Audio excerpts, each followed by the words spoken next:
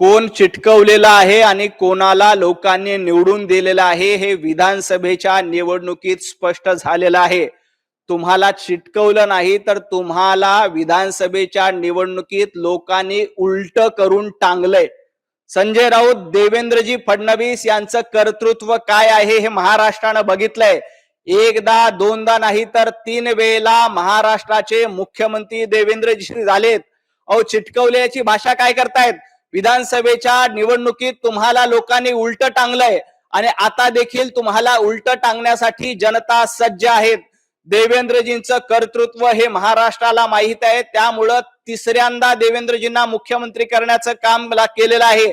आणि तुम्ही काय चिटकवण्याची भाषा करता हो? चिटकवलेले तुम्ही आहात. तुम्हाला कोणी चिटकवलं? तुम्हाला शरद पवार यांनी चिटकवलेलं आहे, तुम्हाला राहुल गांधी यांनी चिटकवलेलं आहे आणि तुम्हाला लोकांनी घरी बसवण्याचं काम केलंय. तुम्हाला उलट टांगण्याचं काम, उलट लटकवण्याचं काम जनतेनं विधानसभेच्या निवडणुकीला केलंय, हे विसरून जाऊ नका. देवेंद्रजींच्या कर्तृत्वावर महाराष्ट्रातल्या जनतेचा विश्वास आहे.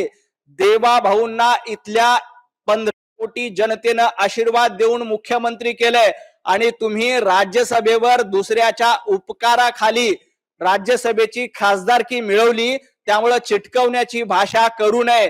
तुम्हाला उलट करण्याचं काम, उलट टांगण्याचं काम विधानसभेच्या निवडणुकीत मायबाप जनतेने केलंय, हे देखील संजय राऊत यांनी विसरू नये. महाराष्ट्राचं सक्षम नेतृत्व म्हणून कोण असेल तर देवाभाऊ आहेत. हे महाराष्ट्रानं 2014 ला पाहिलं, 2019 ला पाहिलं आणि पुन्हा एकदा 2024 ला 132 जागांसह देवाभाऊंना दणदणीत विजय केलं. संजय राऊत, तुमची 14-15 जागांची अगरबत्ती कुठे लावताय? तुम्ही चिटकवण्याची भाषा तुम्हाला शोभते का? ज्यांना लटकवलेलं आहे त्यांनी चिटकवण्याची भाषा करू नये.